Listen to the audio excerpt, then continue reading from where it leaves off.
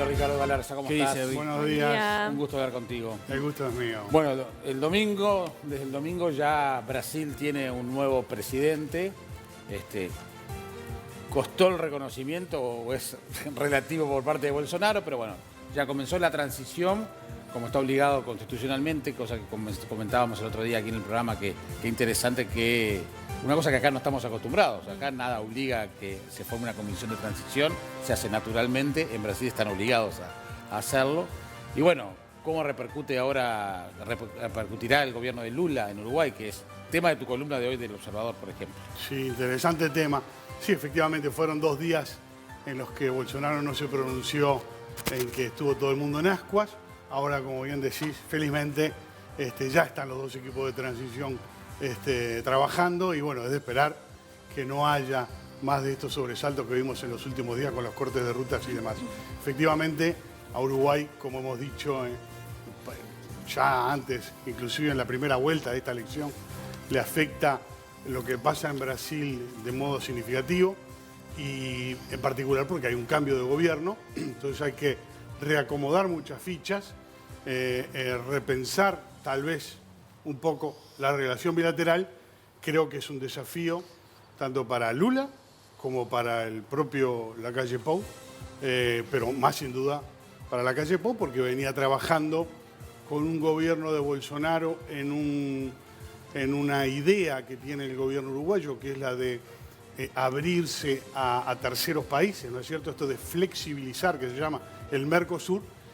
Tuvo algunas dificultades no menores ante el gobierno de Bolsonaro, que no nos dio ninguna mano en eso, pero sí, finalmente, ¿te acordás que hablamos acá de un cortocircuito entre el ministro de Economía que apoyaba, Paulo Guedes que apoyaba, y la Cancillería de Itamaraty que no?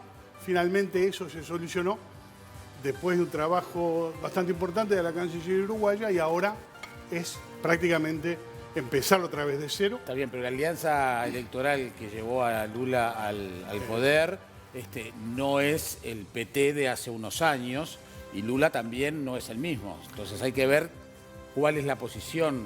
Desde luego que no. Es interesantísimo eso que planteás, porque obviamente su coalición lleva nada menos que media docena de partidos que son de centro y de centro derecha, y obviamente va a tener que moderarse un poco. Inclusive en los nombres que se barajan ya para su equipo económico, se ve que va a haber políticas más moderadas. Inclusive se habla de economistas, así con esas palabras se ha referido el propio Lula, economistas liberales. Esto quiere decir, el vice propio, ¿no? y el propio vice, que no es precisamente un liberal, sino un socialdemócrata, pero en cualquier caso, estamos hablando de gente de centro derecha, que no que va a impulsar una agenda un poco más liberalizante, digamos, desde el punto de vista comercial. ¿Eso qué quiere decir? Bueno, que tal vez no ataquen tanto esta apertura comercial que ha iniciado Paulo Guedes, y que no haya una vuelta al proteccionismo como muchos esperan, que ahí sí sería para el gobierno uruguayo un desafío mucho mayor. Pero es cierto de que todavía está todo en ascuas, ¿no? En medios europeos se espera que esto que vos decís, esta moderación de Lula por el lado económico o comercial, se traduzca en la reanudación, o mejor dicho, la ratificación del acuerdo Mercosur, aquel famoso acuerdo firmado en 2019 entre Mercosur y la Unión Europea, precisamente coincidiendo con la presidencia pro tempore de España de la Unión Europea. Pero también, yo no sé si vos recordás, hasta hace un mes, en campaña de Lula, criticaba ese acuerdo. De modo que todo está muy en el aire todavía. En cualquier caso, como digo, va a ser un enorme desafío para Lula, que yo espero que haya aprendido de los errores del pasado en cuanto a priorizar su agenda regional por el lado de las afinidades ideológicas.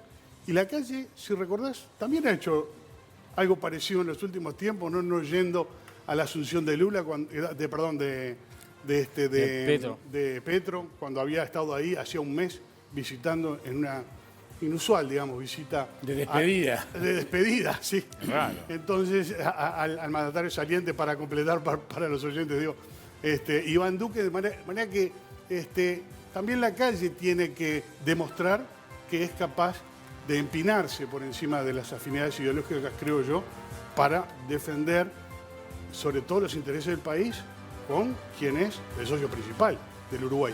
Ya no digamos en la región, creo que en el mundo. Ya anunció que iba. El 1 de enero lo pasa ya. Ya anunció que iba, pero va a haber algo más que hacer. Hay un trabajo de diplomacia un poco más, profundo. ¿Debería incluir a Mujica? Yo creo que sí, que lo debería, sería un buen cuadro para negociar con Lula.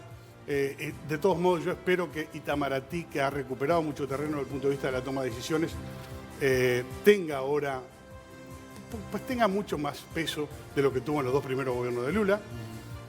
Y como tú decís, obviamente, su coalición de gobierno, de modo que va a ser más fácil. Ahora, yo pienso que es buena idea lo que vos decís, nunca, no se me había ocurrido, pero en la parte de atrás de mi cabeza, como algo de esto había pensado, ¿no es cierto? Creo que sería una buena idea, sí, definitivamente. ¿Bolsonaro lidera algo? ¿Es líder de algo? Bueno, ¿O lo votó la gente? Es extraño porque si vos te pones a pensar en un líder político común y corriente o más tradicional, digamos, más convencional que Bolsonaro, sería hoy, o a partir del 1 de enero, perdón, el jefe natural de la oposición. Tiene medio país que lo sigue. Claro. Tiene medio país y controla el Senado. Además. Y controla buena parte de la Cámara.